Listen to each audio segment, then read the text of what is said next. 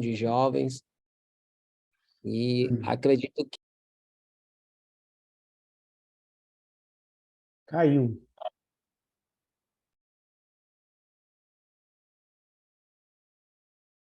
Caiu, William. Caiu do William, foi? Foi. Daqui a pouco ele tá de volta aí, acho que caiu dele. Caiu.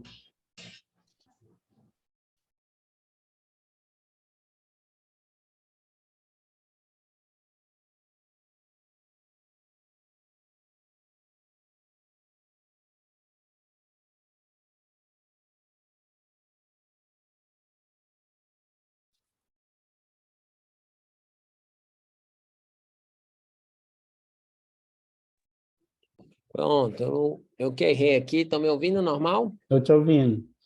Pode Ok. ligar a câmera. Então, grupo, assim que eu convidei o Márcio aceitou o convite de forma muito aberta, muito carinhosa. Então, Márcio, em nome do grupo, coordenando aqui o grupo junto com todos, quero lhe agradecer de coração. A ideia é a gente construir um trabalho juntos durante esse ano. O grupo aqui está bem aberto para lhe ouvir, e a ideia é que nós possamos falar sobre os indicadores atuais da planificação e dar um momento aí para todos ficarem bem abertos a fazer qualquer pergunta de gestão, assim que você possa dispor o seu tempo. Então, a ideia é a gente fazer em 1 hora aqui, 1h10, vamos começar aí até 12h10, bate-papo, e lhe agradecer. Muito obrigado, a palavra é sua e fique à vontade. Tá ótimo. Muito obrigado, William. Quero agradecer a oportunidade, agradecer a participação dos que estão aqui presentes, disponibilizando para que a gente possa estar tendo essa conversa. Todos os anos, já há algum tempo, nós organizamos algumas informações sobre as empresas. Com o avanço da tecnologia, do sistema online, nós temos monitorado cerca de 150 empresas, pontos de venda, que eu chamo, né? Porque hoje nós trabalhamos com vários grupos que têm aí redes de lojas, né? Eu tenho algumas empresas que têm uma rede com 12 lojas, com central de produção, rede com 6 lojas, rede de supermercado. E essas 150 pontos de venda, a gente fez um balanço em janeiro sobre o comportamento de venda dessas empresas e os principais indicadores.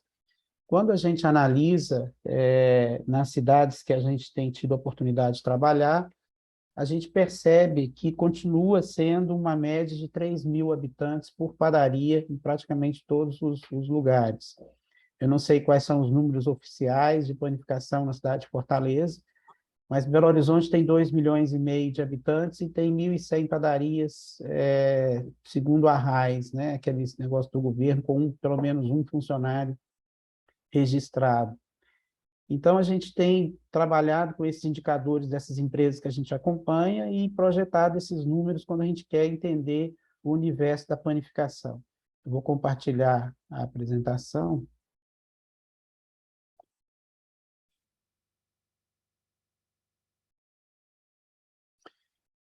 A gente tem mantido a parceria com algumas empresas que fazem negócio com o setor de panificação. Uma empresa de ingredientes, que é a Ricone, a Prática Equipamentos, mas tem alguns trabalhos que têm aberto possibilidades da gente entender o universo da panificação de uma forma mais ampla. A Unifiller é uma empresa canadense que fabrica automação, principalmente para a área de confeitaria, os projetos de automação na área de confeitaria. A Bakery Tech é uma startup que tem investido no setor de panificação no Espírito Santo e em Minas Gerais, trabalha um processo de compras mais estruturado. A Casa Sol Embalagem tem um trabalho na área de marketing, de transformar a comunicação da panificação através da embalagem. A Tecnoweb, como sistema, né? A CAC Group é uma empresa holandesa que trabalha com automação para as grandes fábricas de panificação congelada. A Minha Padaria, Pão da Serra, e a gente mantém essa relação com as entidades de panificação. Nesses últimos 29 anos que temos trabalhado com panificação, a gente tem ampliado muito a nossa vivência de projetos, né? Eu trabalhei já com grandes projetos com bancos de investimento, para fazer investimentos dentro do setor de panificação. Hoje nós temos desenvolvido projetos com grandes empresas de moagem de trigo, fornecedores, para entender o setor de panificação. Temos atualmente um projeto na Argentina, que nós estamos estruturando o modelo de panificação na cidade de Buenos Aires, através de um projeto piloto com 20 padarias, e trabalhando padarias dentro do seu contexto geral, padarias tradicionais, padarias dentro do supermercado. Hoje a gente trabalha a nona maior rede de supermercado do Brasil, que é o DMA, que é dono da marca Mineirão e EPA, que são 180 lojas. A gente está estruturando todo o setor de panificação. E hoje, com a pós-pandemia, com o crescimento do trabalho online, nós temos um portfólio de treinamentos e cursos online, que a gente tem treinado aí uma média de 70, 80 pessoas através da metodologia ao vivo, com o Zoom. E nós temos uma plataforma com cursos com aulas gravadas, que são mais de 60 cursos que você tem acesso para poder estar trabalhando a capacitação, toda a equipe, através de aulas gravadas. Bom, o que nós vamos falar em termos de balanço dentro do setor de panificação, né? Uma apresentação do mercado, a performance do setor, os grandes desafios. A gente está vivendo alguns desafios realmente que pesam muito no negócio de panificação. Falar um pouco do consumidor, que a gente tem observado e tem feito reflexão sobre algumas informações de estudos sobre o comportamento do consumidor de padaria, e estratégias comerciais, né? A gente tem visto que algumas empresas, por exemplo, nós temos estudado quando a empresa dá certo. Eu tenho um cliente na Bahia, em Juazeiro, que ele é uma padaria com 12 funcionários e ele cresceu no ano passado 35%, cresceu em janeiro agora 37%. Tem uma alta produtividade, então a gente procura entender quais são as estratégias comerciais que essas empresas estão adotando, tanto em São Paulo quanto em Belo Horizonte. E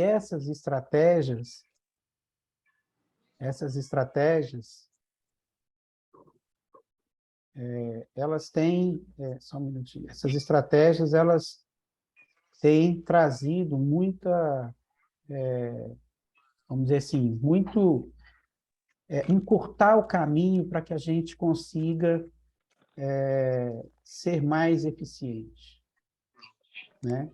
Bom, e as alternativas para alavancar as empresas de panificação? Eu já comentei que a gente fez um estudo com 150 pontos de venda. Bom, e falando um pouco de macroeconomia, a gente teve os dados sobre macroeconomia agora recente, né? O PIB cresceu 2,9, tem a perspectiva de crescimento aí nos mesmos níveis desse ano. A gente sabe que a economia como um todo, ela interfere, mas a panificação, ela vive muito a microeconomia, né? A sua área de atuação. A gente tem estudos, por exemplo, eu estava conversando com um panificador e ele perguntando se valia a pena fazer alguma mudança na loja e se tinha potencial para ele crescer o faturamento. Eu falei, olha, você tem 34 mil moradores na sua área de influência, com cerca de 5 quilômetros quadrados, a sua padaria tem aproximadamente 2.150 compradores, que vão em média 11 vezes e que geram quase 30 mil compras, mas não dá nem 10% dos moradores. Então, dentro desse contexto, é possível ter um entendimento de como alavancar os negócios, mesmo sem ter uma interferência tão significativa da macroeconomia. Mas, quando a gente fala da inflação, no primeiro semestre nós tivemos a inflação oficial 5,79, a projeção da inflação 5,78, mas a inflação ela pesou muito nos aumentos de custo das matérias-primas. Você tem uma ideia, a padaria que eu trabalho aí em Fortaleza, a gente tem uma cesta de compras de matéria-prima, onde a gente verifica o preço de quilo mês a mês e vai comparando com o mesmo mês do ano anterior qual foi o reajuste. Nós, em janeiro, a gente comparamos 70 itens aí em Fortaleza, que eles cresceram 22% no preço de unidade ou quilo em relação a janeiro do ano passado. E essa padaria ela só conseguiu fazer o reajuste de preço de 16% média dos produtos. Então, quando a gente fala de inflação de 5,79, está distante, mas quando você pega lá quanto que eu pagava na farinha, quanto que eu pagava no sal, quanto que eu pagava no açúcar, quanto que eu pagava no leite condensado, e quanto que eu estou pagando agora? Qual o impacto desses custos dos meus produtos, e quanto eu tenho que repassar, e se eu tenho credibilidade junto ao cliente para repassar. Algumas empresas, quando faz ajuste de preço, cai na hora o volume, e algumas empresas não. Então, a inflação medida pelo governo é uma coisa, a inflação medida no nosso negócio é outra, né?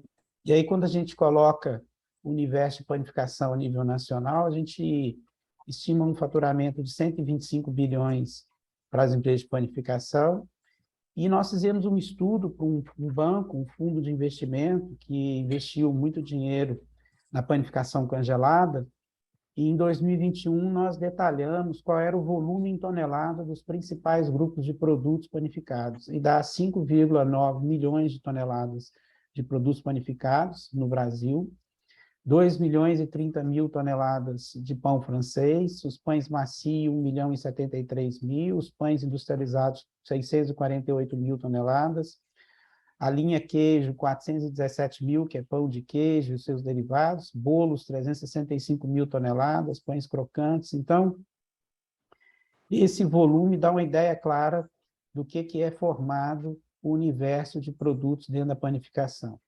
E quando a gente fala nos pontos de venda, principalmente no mercado de pão francês, que é o que o cearense chama de carioquinha, né?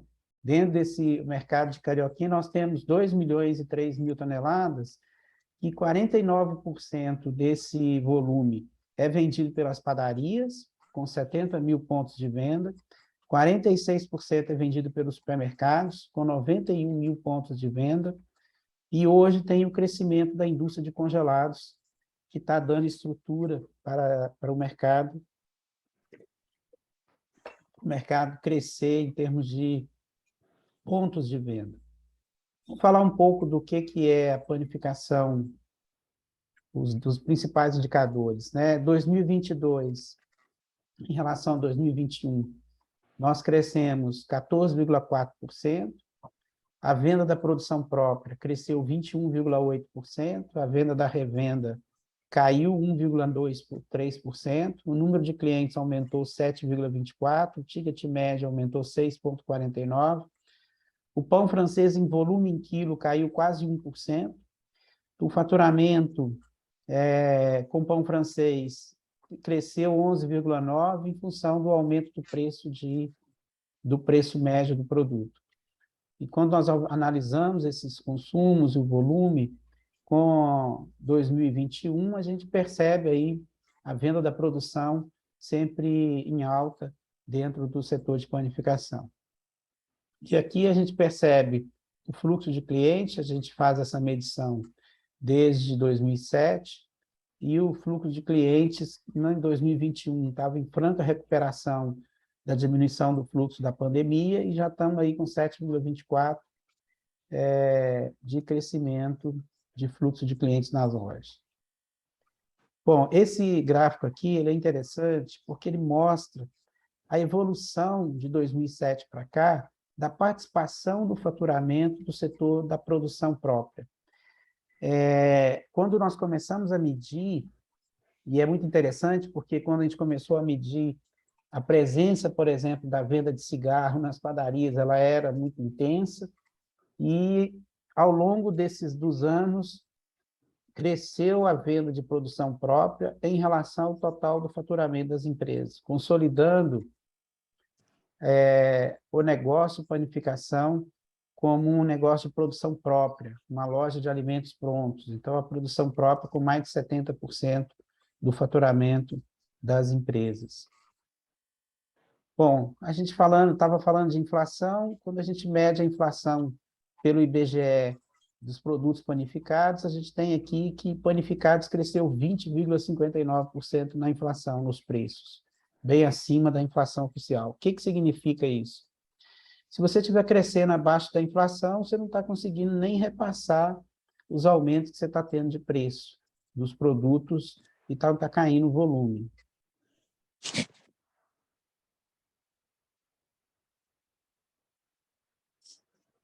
Bom,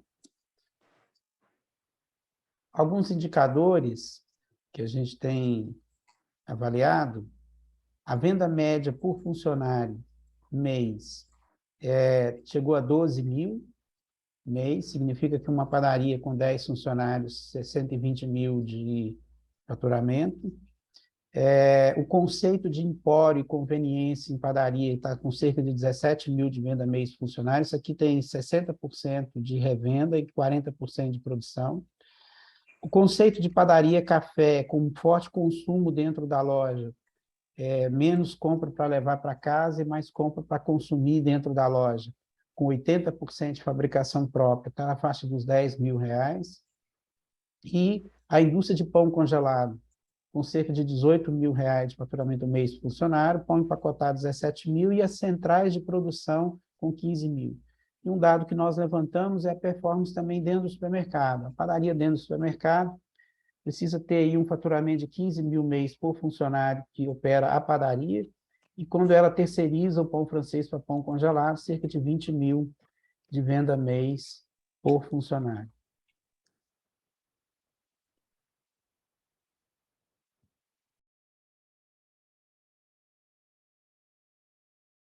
Bom, nós temos a questão da inflação, que a gente estava comentando,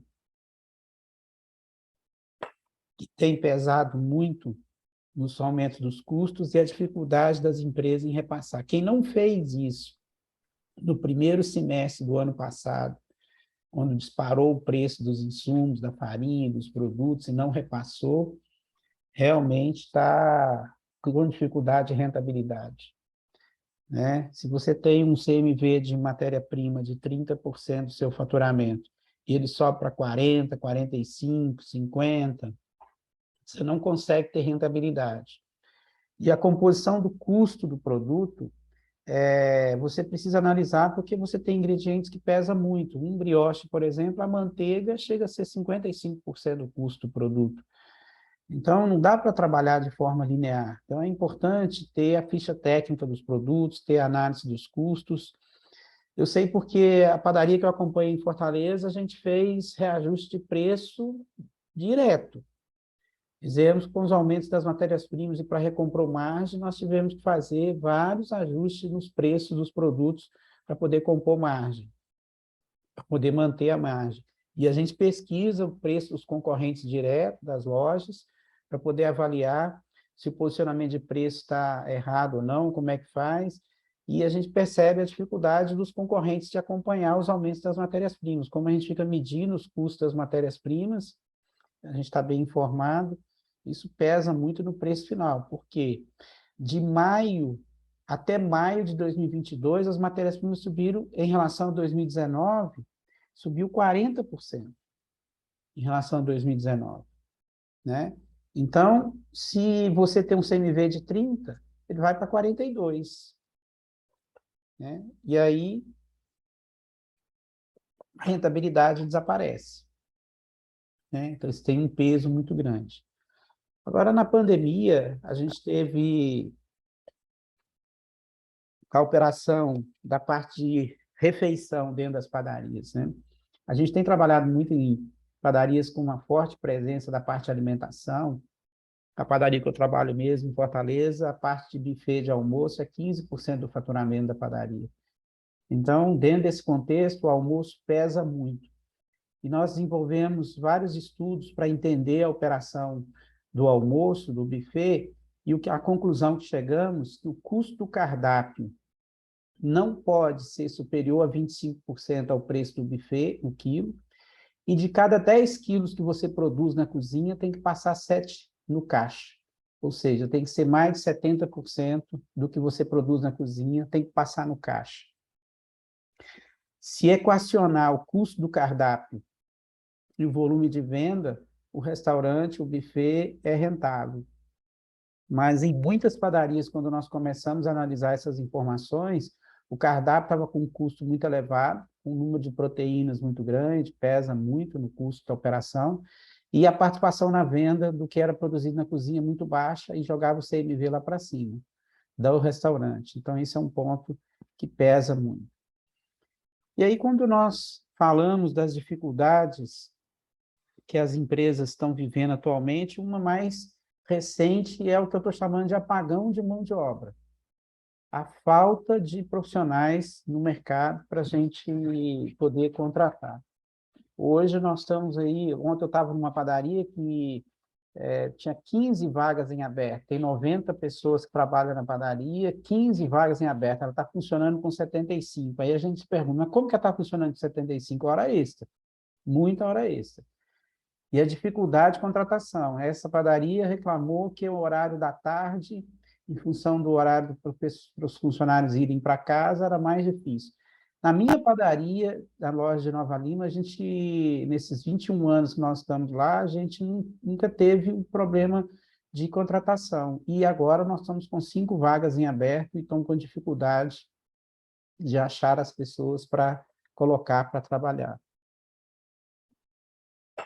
A rede de supermercado que eu trabalho tem 20 mil funcionários, tem quase 1.000 vagas em aberto. Eles estão colocando faixa na porta das lojas para contratação de pessoal. Então, essa questão hoje de melhorar a competitividade da empresa, para ela ficar mais atrativa, para as pessoas quererem trabalhar na empresa, e a sua gestão de pessoas, a avaliação de performance, de clima, o plano de carreira, a estruturação da gestão de pessoas. Eu trabalho com 2 redes de padarias no Espírito Santo, que elas têm na faixa de... Uma tem 400 funcionários, outra tem quase 500. E existe um grande desafio de reposição de pessoas que saem. E isso não é só no Brasil, não. Isso aí é uma coisa que está acontecendo em vários lugares. Eu recebi esse vídeo de uma rede de padaria de São Paulo, que o filho do panificador está no Canadá, e ele chegou lá, olha só. É uma lanchonete normal, a galera já trabalha de home office. Yes, Portuguese speakers. Sim, yes. Oi. Pô, tô impressionado, é a primeira vez que eu vejo isso, alguém trabalhar à distância assim. Então, pois é um recente, que recém estão aplicando e a galera tá se acostumando, né? Pode Tem crer. que não gosta, tem outros que gostam. Você tá desde o Brasil ou do Canadá? Tá no Brasil? Imagina, eu tô na Bolívia. Ah, tá na Bolívia, sério? Aham. Caraca, que doideira. Te pagam com dinheiro do Canadá ou da Bolívia? Não, me pagam aqui na moeda boliviana. Ah, na moeda boliviana. Ah, entendi. Boliviana mesmo, tá? Entendi. Caraca, doideira. Eu não sabia que isso existia, não. Pois é, Ah. Mas já tem muita discussão da FEST com esse sistema aqui, tanto nos Estados Unidos como no Canadá. Pode crer. Interessante. Oh, sorry, here. Você vê que nível que nós chegamos, né? Até para colocar alguém para atender numa lanchonete, colocar online, né? Uma lanchonete no... Bom, aí vem o grande desafio, essa questão da mão de obra. A outra questão é o crescimento da indústria de congelados, da competitividade nesse mercado. Hoje o Brasil tem 23 linhas automáticas de 20 milhões de reais cada uma instaladas, com capacidade para produzir quase 50% do consumo de pão francês congelado, pão francês no Brasil, dos 2 milhões de toneladas, essas 22 linhas têm capacidade para fazer quase 600 toneladas ano. E essa indústria de congelados ela tem permitido surgir novos pontos de venda, melhorar, crescer essa dinâmica, nivelar o mercado em relação a preço. Então, essa indústria ela tem transformado a indústria de panificação. E, com isso, também o crescimento das redes, né? As redes de lojas estão crescendo em função dessa estrutura que é de produção e tecnologia de gestão. E essa indústria de congelado, ela, também a gente está tendo que conviver com outros modelos de negócio. Essa rede de loja mexicana, ela chegou no Brasil tem pouco tempo, 2019, está com mais de 300 lojas em São Paulo, e ela tem a proposta de atender um momento de compra parecido com o da padaria. próximo, não há o que se negar. Qualidade e praticidade que isso pode levar. Tá tudo na mão, aí tá. Tem Oxo que sorte rapidinho, é muito fácil de chegar. Do pé compro voando, que tô precisando. Do outro pé eu volto, o tempo sempre vai sobrar. O Oxo é 24 horas, tem café, almoço, lanche. Na sua casa nada vai faltar. É o máximo, é prático, do Oxo, tá próximo. É o máximo, é prático, do Oxo. Tá próximo pra você, próximo de você. O Oxo tem itens de limpeza, sobremesa. Encontro com os amigos no Oxo, beleza? Comida pronta pra levar pra casa ou pra comer agora. Cerveja gelada pro churrasco de última hora. É o máximo, é prático, vem pro Oxo, tá próximo. É o máximo, é prático, vem pro Oxo. Tá próximo pra você, próximo de você. Bom, o que eu percebo, eu atendo uma rede de padaria em Santo André, de 7 lojas, e perto das lojas abriram várias dessas lojas. Os clientes ficam mais críticos nos preços da padaria, porque tem lojas próximas, muito fáceis, com preços muito competitivos. Essas lojas de proximidade, como o Minuto Pão de Açúcar, essa aqui, e outras, né? Em Recife tem muitos Minuto Pão de Açúcar, faz com que o cliente questione mais o preço que a padaria vende esses produtos de terceiros. E isso faz com que diminua a compra desses produtos. Então, e são questões que influenciam o mercado de panificação. Na área de panificação, nós temos também os pães industrializados, que cresceu muito aí na pandemia, e a Balduco, ela revolucionou esse mercado com o processo automatizado. Hoje a Balduco está com capacidade de 1 milhão de pães dia, atendendo praticamente todo o mercado nacional, é o concorrente direto das pequenas fábricas de pães, praticamente quase todos os estados do Brasil, e é o pão longa-vida, né? O pão com shelf life aí de 80 dias, 70 dias. Eu fui visitar, a tecnologia que é empregada nesse processo é chamada de sala limpa.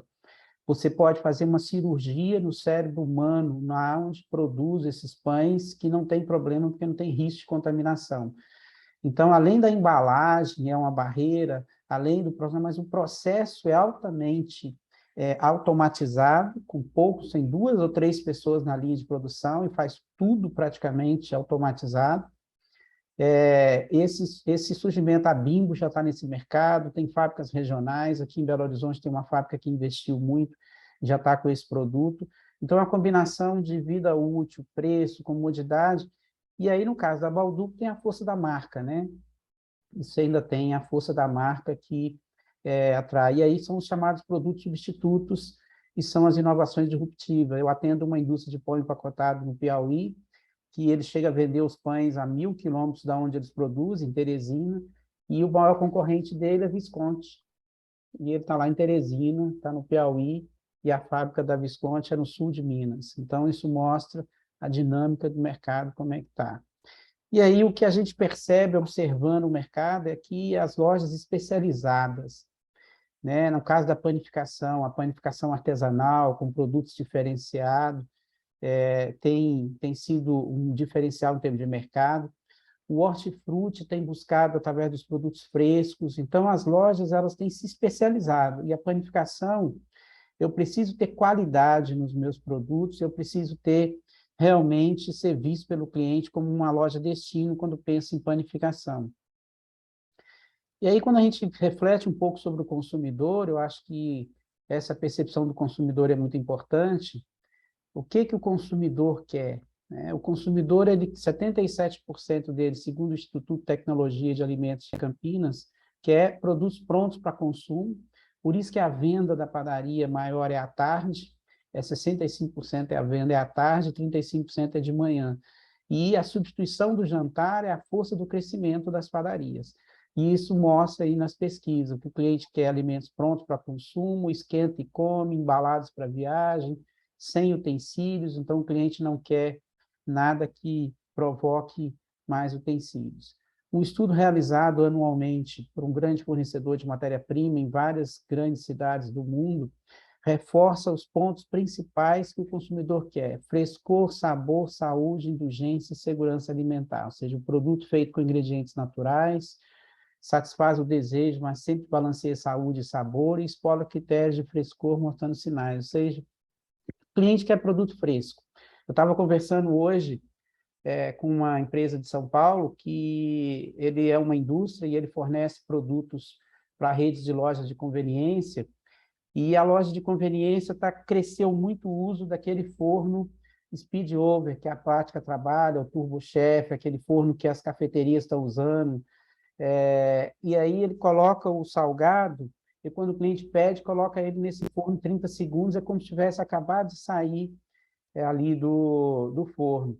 E eles cresceram 116% na venda de salgado em praticamente 2 meses nas lojas que estão atendendo com a colocação desse produto. Frescor, né? Saudável e frescor. E um outro ponto interessante, quando a gente fala de consumidor, além das questões da informação, que está muito à mão do cliente, é que 6 a cada 10 consumidores de padaria, 60% dos consumidores de padaria, eles sabem que vão pagar mais caro na padaria. Então, ele sobe o grau de expectativa em relação à qualidade. O cliente de padaria, ele espera encontrar qualidade no pãozinho carioquinha, nos produtos que são feitos, porque ele sabe que vai pagar mais caro, então ele quer mais qualidade. E segundo esse estudo realizado nessas grandes cidades, somente 12% dos clientes de produtos panificados queriam economizar com os produtos panificados e 48% estavam mais voltados para a qualidade, para produtos premium. E aí, dentro desse contexto, o cliente buscando novas experiências, mas ele quer com algum alimento familiar, com algum elemento familiar. Né, os clássicos com um toque diferente, ou seja, muitas vezes você precisa fazer o óbvio bem feito. E isso está bem dentro do que o cliente está procurando. E um outro ponto importante que o cliente está trabalhando é a questão da personalização do sabor do produto, e a gente enxerga isso através da massa madre, que é um processo de fermentação natural que tem crescido muito nas padarias e que personaliza o produto da padaria. E aí a gente coloca uma das questões que é o fresco sob demanda. O cliente está sempre procurando um produto fresco. O fresco sob demanda é quando você assa um pão de queijo na loja, quando você prepara um sanduíche, quando você prepara um café. Esse é o fresco sob demanda. Quando você vai numa loja da Starbucks, tudo você vai pedir e eles vão te preparar os produtos e te chamam pelo nome. Então, é o fresco sob demanda nesse aspecto de estar entregando. Essa rede de padarias que eu trabalho lá em Vitória, que são 12 lojas, tem 5 lojas em shopping, eles têm esse processo. Todos os produtos passam por esse forno e coloca para o cliente como se tivesse saído na hora, preparado na hora, e isso dá realmente uma percepção de valor por parte do cliente. Então, esse estudo tem mostrado que para ter sucesso em 2023, concentre-se na frescura dos seus produtos de panificação, explorar o mercado de conveniência, oferecendo seus produtos de panificação que podem ser facilmente preparados ou finalizados em casa. E aí, dentro desse conceito que está muito amplo, os projetos não param de surgir, né? A Balduco fez uma loja em São Paulo com essa finalidade, de criar uma experiência com a marca em produtos frescos, né? Meus amigos, Casa Balduco Fermentação Natural, Avenida Paulista, 1765. Vale a pena conhecer. Um conceito de finalização, preparação de massa, conservação e finalização à vista do cliente.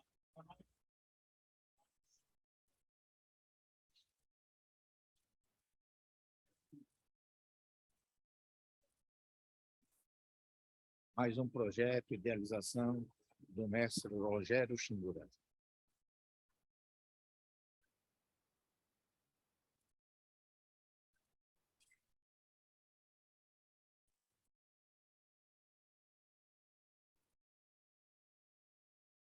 Os pães prontos para sanduíche.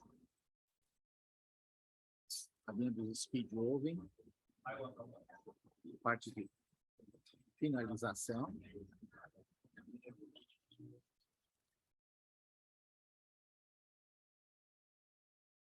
Estamos caminhando aqui para a cafeteria. Temos aqui alguns produtos recheados, prontos, alguns Podem ser finalizados, aquecidos na linha do speed oven.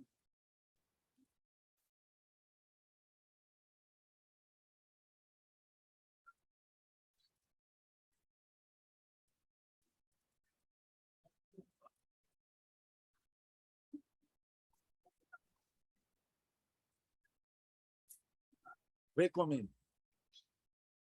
Recomendo.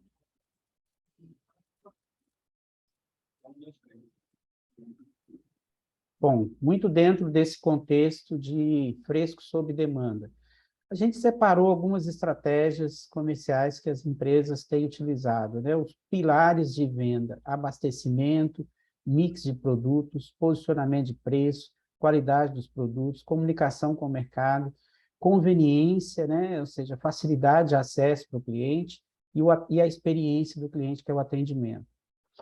Para que a gente calcule o potencial de demanda das lojas, hoje nós temos um raciocínio, a gente fez várias comparações com padarias que têm uma boa venda de produtos panificados, e aí a gente começou a perceber que, através dos estudos, chegou-se à conclusão que, em média, as pessoas estão indo 11 vezes dentro do mês numa padaria.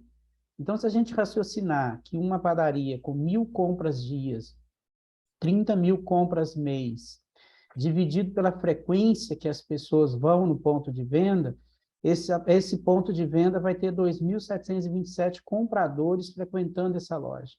E os estudos mostraram que os compradores, eles consomem, em média, 6 quilos de produtos panificados mês. Então, uma padaria com 1.000 atendimentos dia tem um potencial de vender 16 toneladas de produtos panificados mês. Então, isso mostra que um mix adequado, uma estrutura, o abastecimento, a reposição, todas essas estratégias operacionais, elas trazem um potencial de venda e quando você tem fluxo de cliente na loja. E aí as principais estratégias, né, que precisam ser trabalhadas, a gente reforça essa ideia do fresco sob demanda, que é preparação de pizza, pão de queijo, finalizar, assar produto, isso reforça, já é um conceito que já está mais do que consolidado, aí vem a capacidade de operacionalizar, que é importante.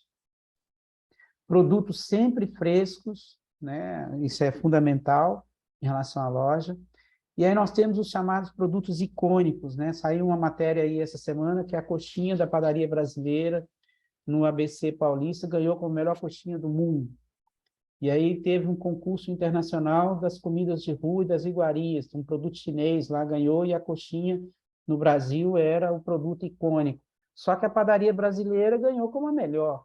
Então, virou uma marca registrada. O meu cliente, que é em Santo André, o principal concorrente dele é a padaria brasileira.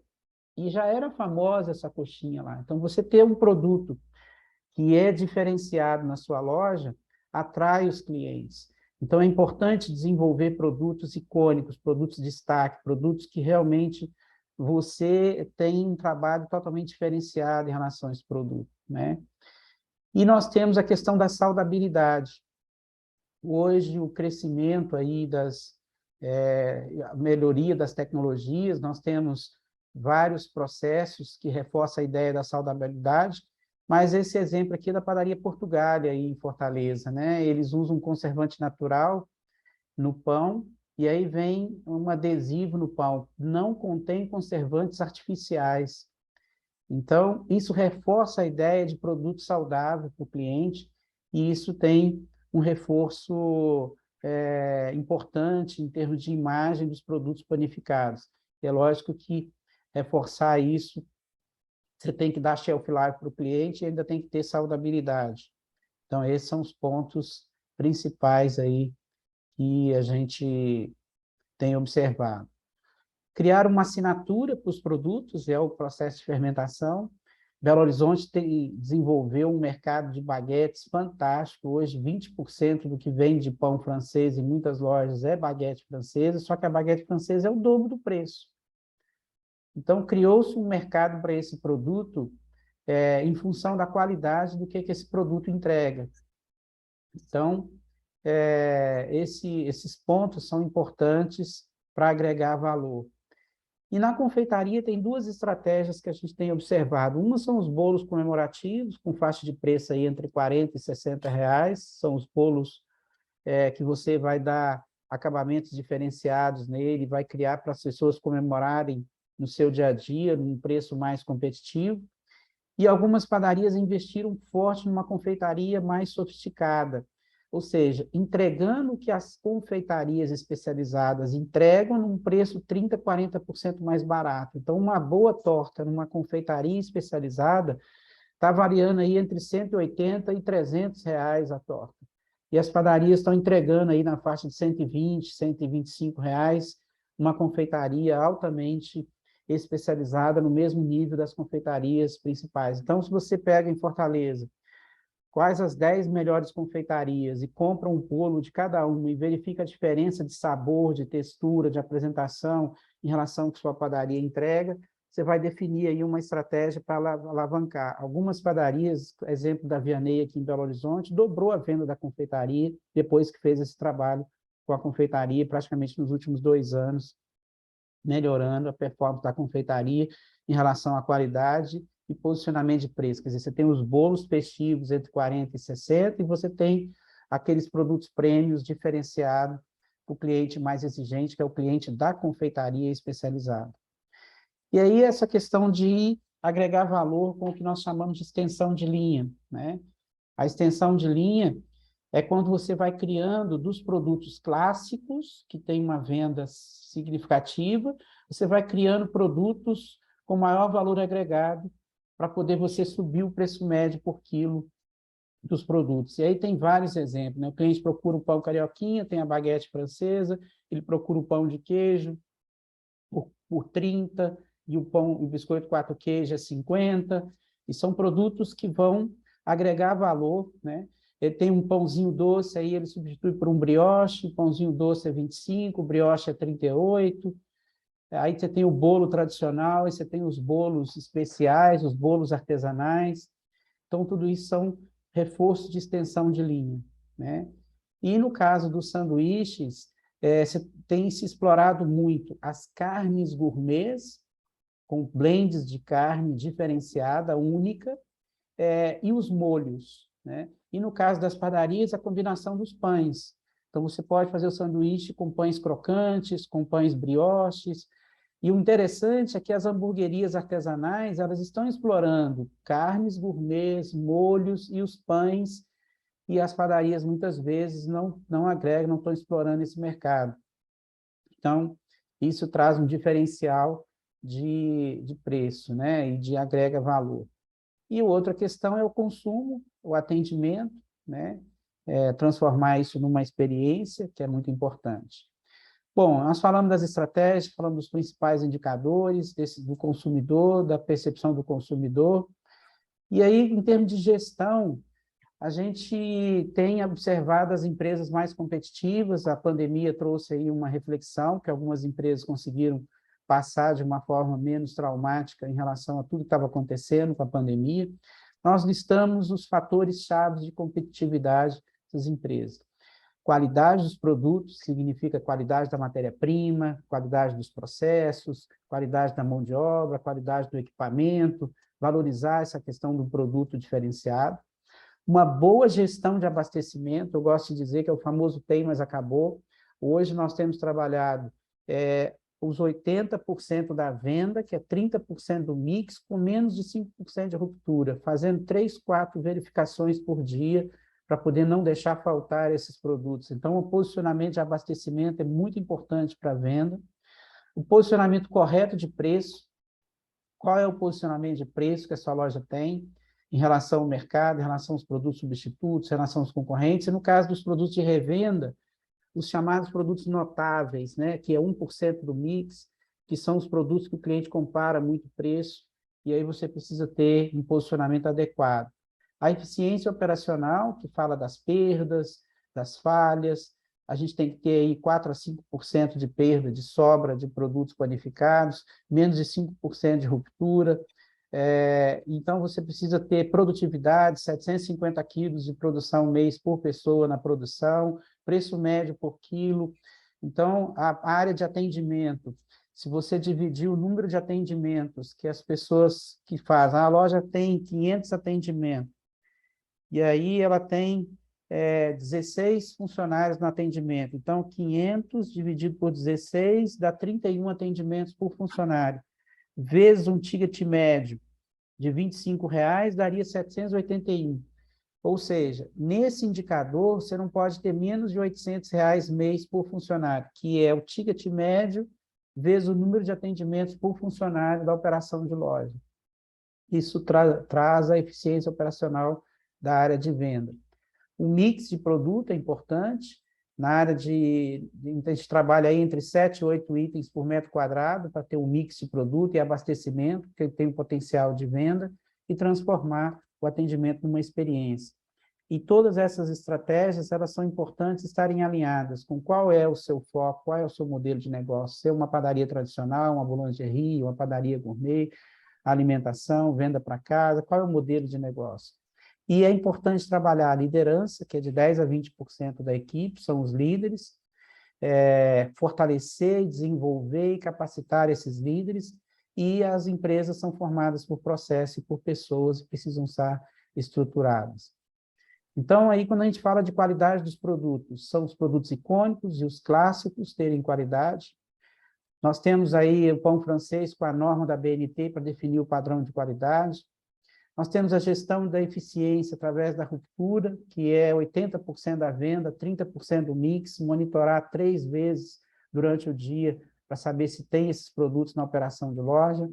As perdas a preço de custo não passar de 4% e a preço de venda não passar de 10%, tem a ver com eficiência operacional.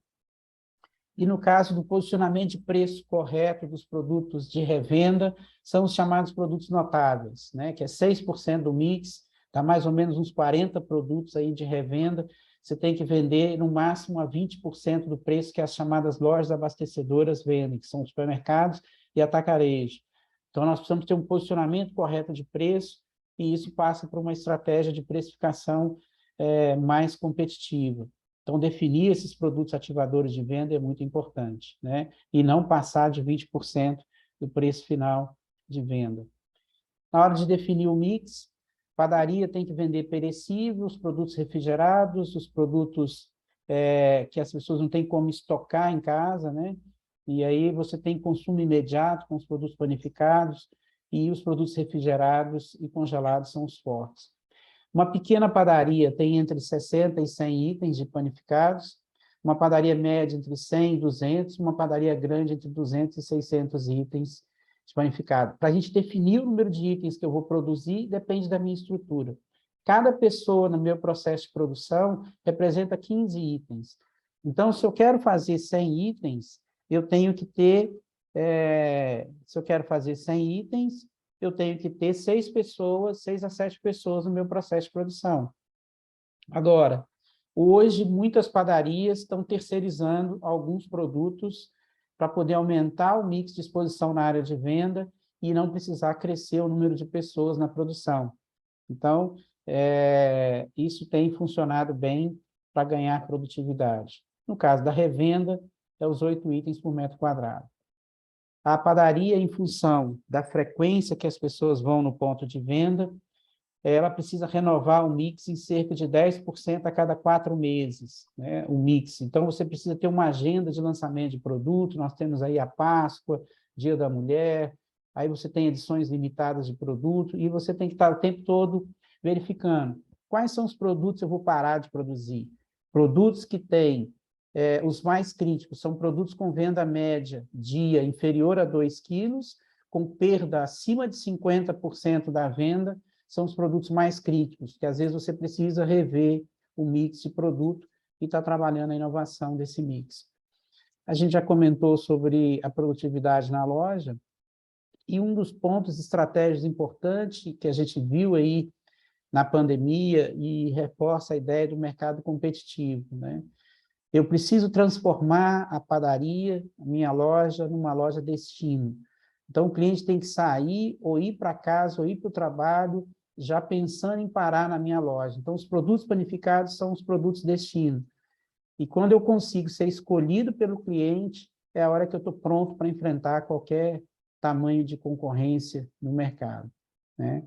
E aí a gente tem as estratégias para poder transformar esse posicionamento, ou seja, numa loja onde os clientes escolham estar nessa loja. Então, dentro desse contexto, em linhas gerais, balanço dentro do setor, falando das estratégias, em linhas gerais dos indicadores, é isso aí, eu quero agradecer e me colocar à disposição para qualquer dúvida, qualquer pergunta, qualquer questionamento, para a gente poder estar interagindo aí. Estou à vontade e à disposição. Muito obrigado. Excelente, Márcio. Excelente, Márcio. Bom, todos que estão aqui podem ficar à vontade de fazer uma pergunta, mas eu queria iniciar uma, Márcio, que é uma pergunta recorrente, e dentro dessa visão aí de mão de obra, que você falou aí do apagão, né? Que já é algo real também aqui em Fortaleza, mas eles também vêm acompanhado de uma pergunta. Como é que está essa média de folha de pagamento em relação a faturamento? Como é que eles podem analisar isso? Hoje nós temos uma metodologia, William, que os custos indiretos, eles não podem passar de 75% do lucro bruto. Então, se você tiver uma venda de 100, um custo de mercadoria vendido de 40, você tem um lucro bruto de 60.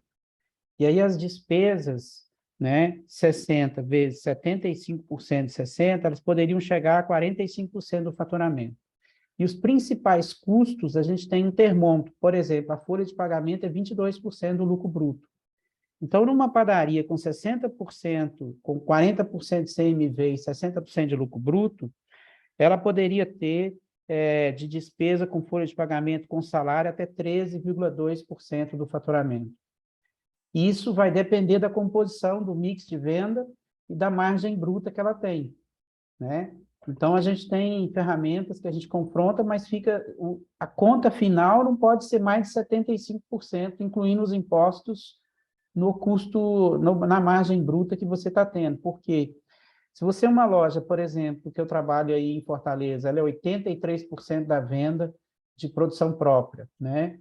Então, a gente trabalha lá com CMV de 34%, 33%, 34%. Aí tem os impostos, que é 10%, 11% do faturamento, e a composição do custo, mais os impostos, não pode passar desses 75%. E a gente tem batido essa meta com resultados muito bons, com eficiência operacional, né?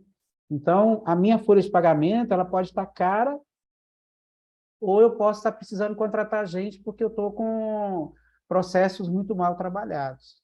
Então, dá para ter uma ideia. Ótimo. Quem fazer uma pergunta para o Márcio? A Hanna aí está levantando a mão. Oi, Hanna, fica à vontade. Oi, boa tarde, Márcio. A minha pergunta é sobre o CMV. Eu queria saber qual é o percentual do CMV para 2023, né, diante dessa situação de altas de matéria-prima e todo o cenário macroeconômico. Se a gente consegue, assim, o indicador é um CMV passando de 30%. Queria que você falasse sobre isso. No caso do CMV da produção, que a meta é trabalhar com 30%, com os aumentos, por exemplo, em Fortaleza, na padaria que eu trabalho aí em Fortaleza, a gente mediu o aumento de janeiro desse ano em relação a janeiro de 2022, as matérias-primas subiram 22%. Então, se você tem 30% de CMV na produção, e aí você tem um aumento de 22%, ele vai para 36,6%. Teria que repassar para o preço, teria que corrigir preço.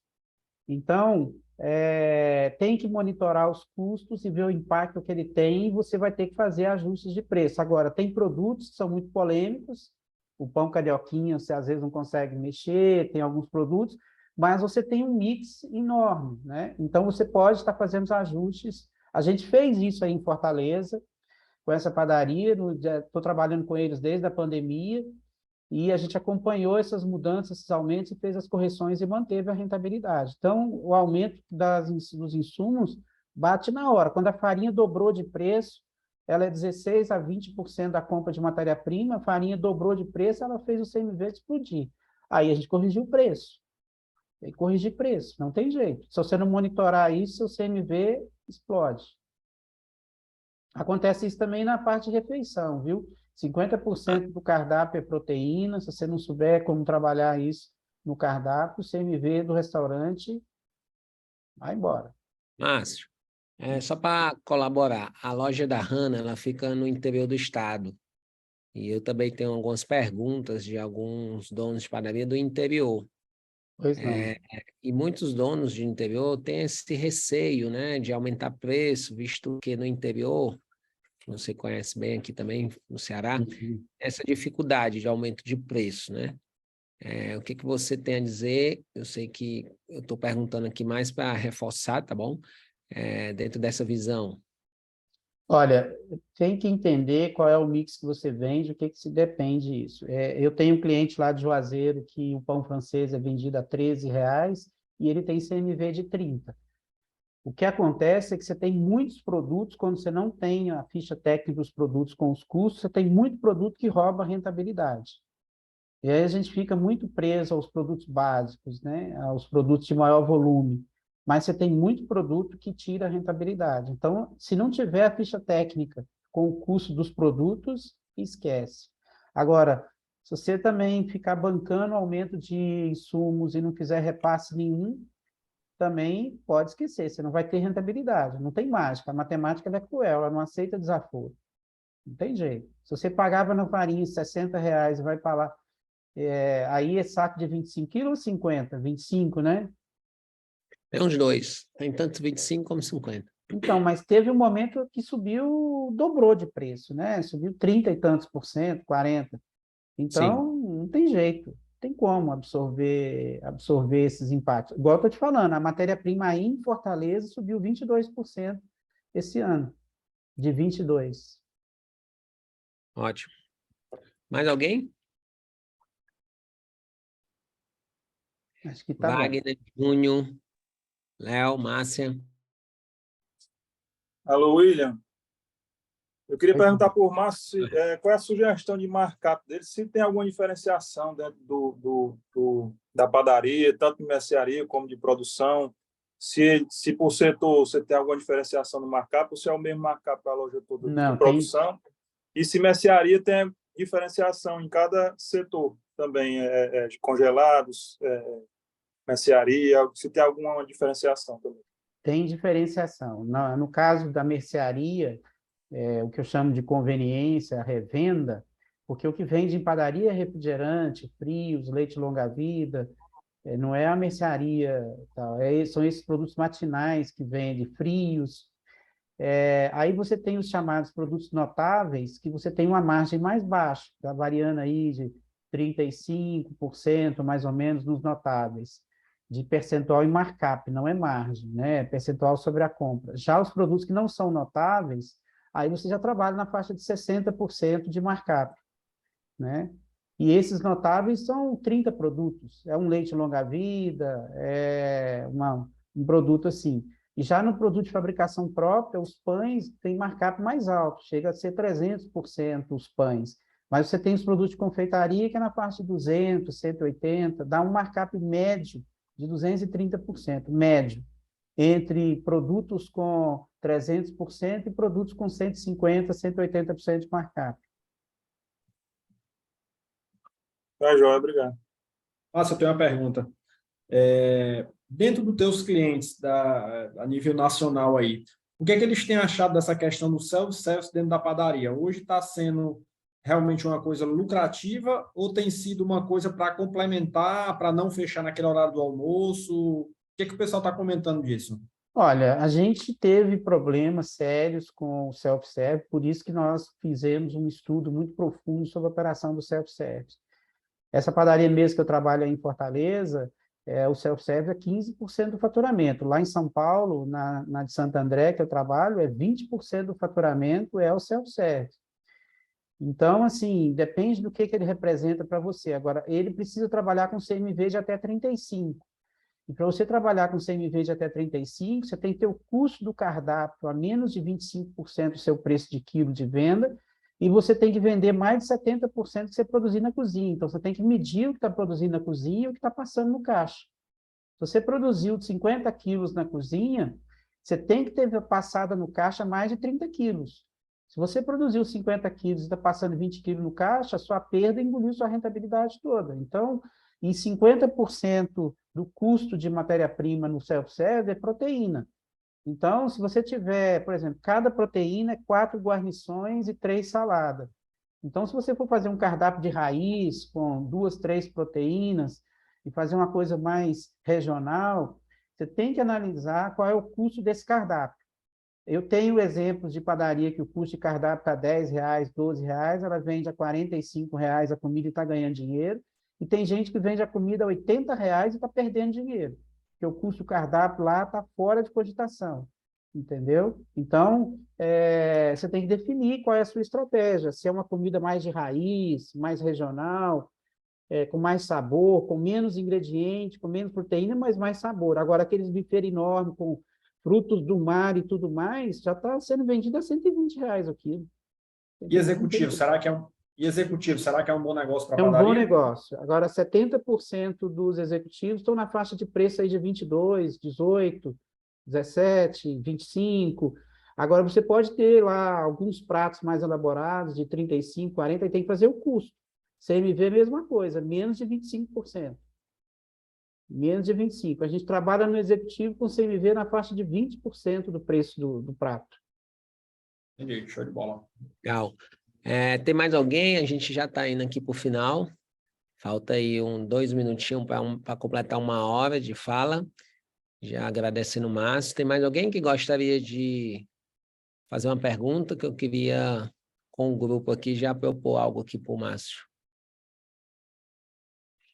Márcio, enquanto alguém levanta a mão aí, já lhe dizer que nós vamos, no bom sentido, perturbar você agora nesse semestre e no segundo. Eu vou lhe pedir aqui no privado uma proposta para a gente poder fazer um trabalho online, mas vou deixar uns minutinhos também aí para você falar algo do projeto que já existe, né, online, para quem já também se interessa aí já querer participar, e lhe agradecer por esse momento que foi muito rico, acredito que foi muito positivo para nós todos.